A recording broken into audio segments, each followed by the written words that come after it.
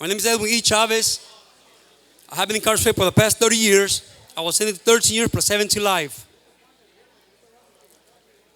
As someone who has been incarcerated for the past 30 years, I can openly say that Back to the Stars breaks the language barrier.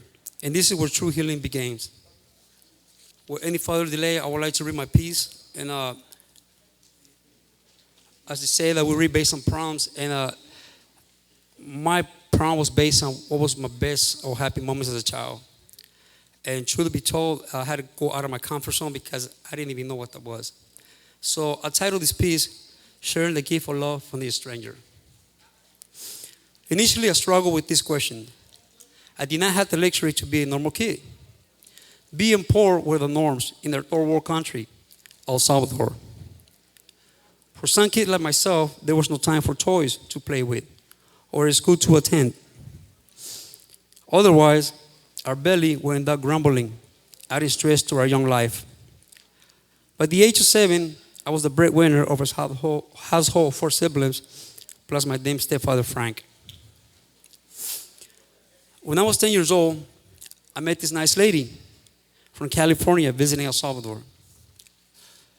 Do you want to buy some of my top of the line bubble gums? I offered.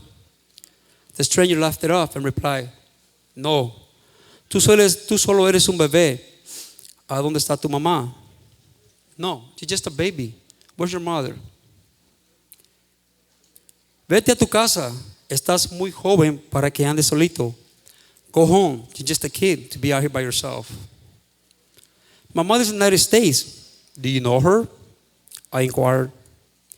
The American was taken back by such an innocent plea. No, I do not know her, she softly replied.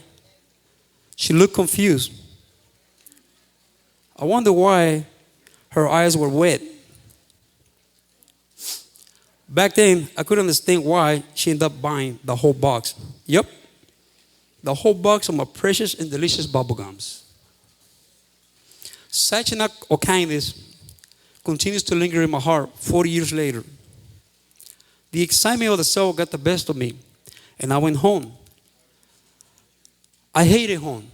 I hated being at home because every time I was away in the streets, I was free, away from the childhood trauma, from all the verbal and physical abuse from my stepfather, Frank. When I was blessed with a $20 bill, I wanted to share with my oldest brother, Marcos. Let's just think for a minute. $20 in those days in the U.S., for a 10-year-old, that was a lot. Now, in the world of poverty, I felt like a millionaire. And yet, up to this day, as you can see, I don't know what this notion looks like. Being extremely poor brought something out of me. I felt the need to share this blessing with Marcos. We kept it a secret. We didn't want for Frank to know about the extra cash. Otherwise, he would have took it from us and used it on himself. Whenever I think about the extra cash, it was like hitting the lottery. I took the long journey back home from the airport after hours on the road, jumping from bus to buses. When I got home, I whispered in my brother's ear, hey, are you hungry? He hesitated for a minute, and then he answered, yes. I told him, let's go. We went to this place called Triangle because of the shape of the intersecting streets. In the middle of it, there was a park where a Katie truck sold Mexican food. Yes, Mexican food. We never tasted such a kind of food. As the juicy meat was being fried outdoors, we smelled it from the distance into this day. This day is when I met my good and lasting friend, carne asada, or raw steak. A child does not know how to restrain his own emotions, but this day it all came out. Little Edwin was so excited, full of joy, pride. He was treating his brother to a nice, expensive dish. Let's not forget that Mexican food was for the rich, a luxury that we could not afford, but this day, all bets were off. Tiptoe, I was able to reach over the counter of the truck with my small hands trying to get the woman's attention inside who was cooking. She shouted, "Get away! We don't have food to give away." Her words echoes, her words echoes across the crowd, and everyone stopped doing whatever they were doing and stared at us. Second later, a loud bang. After slamming the $20 bills over the counter, my 10-year-old self cried out, "I want you to free my brother." Excuse me, "I want you to feed my brother." Not free.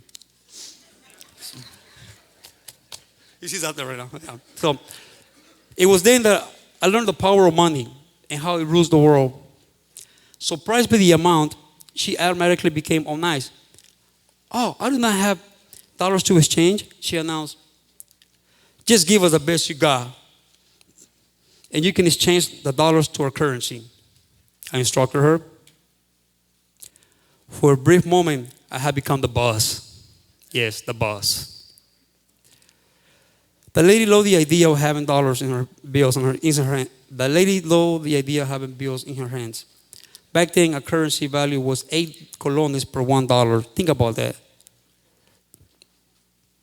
For the first time in my life, we tore carne asada apart, along with a nice fruit salad, beans, rice, and this spicy salsa verde. This is one of the first Mexican tortillas or shells. Salvadoran shells are much different. We ate into our little bellies, almost exploded. We concluded our business with a nice Coca-Cola. When I think about my time together with Marcos and how we bond under the shadow of anarchy and traumas, he continues to give me a sense of purpose, hope, even in my darkest moment behind these prison walls. Thank you all.